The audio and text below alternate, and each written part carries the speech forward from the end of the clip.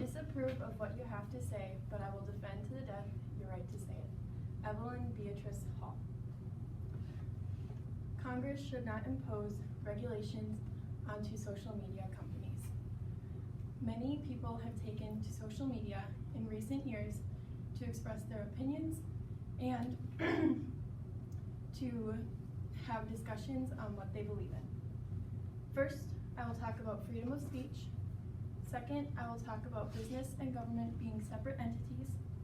Finally, I will talk about the abilities of social media to restrict what is being posted. First is freedom of speech. Freedom of speech is defined as the ability to express opinions freely without censorship or restraint, according to Antoine Mondel, a literature and writing professor at East Anglia University. Freedom of speech is set up in our daily lives so that we can have discussions about what we believe in and to allow us to have conversations and grow our opinions as a collective group. However, freedom of speech does contain limitations. Freedom of speech limitations are you cannot oppress, suppress, or censor. Next up is separate entities.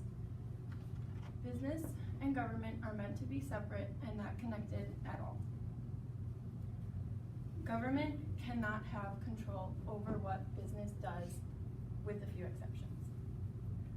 Most court cases that have ever gone to court have ruled in the privacy sector of the law that they cannot change what goes on with social media, according to Valerie C. Brandon, a legislative attorney. However, government has also taken to social media in recent years. Social media has become a key factor in winning elections, as well as keeping people informed as to what is going on. Finally, I will talk about the restriction abilities of social media and what they can or cannot do. Social media's restriction abilities are entirely up to them because they are treated with editorial discretion.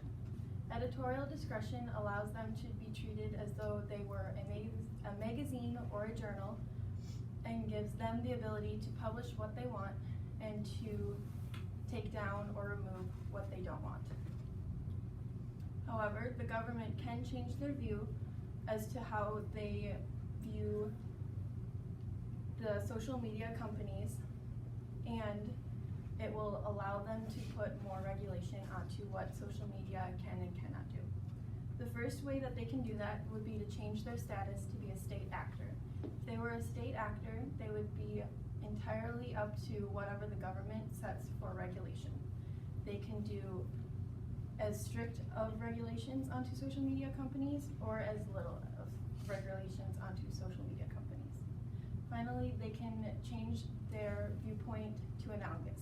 Analogous viewpoint would be that they were being treated like a TV program. So they can restrict what they want, but they are more free than if they were to be a state actor. First, I talked about freedom of speech. Second, I talked about business and government being separate entities. Finally, I talked about the restriction abilities of social media. Congress shouldn't impose regulations onto social media companies. Many people use social media as a way to discuss and grow opinions, and making it so that they cannot do that anymore would entirely take away their freedom of speech.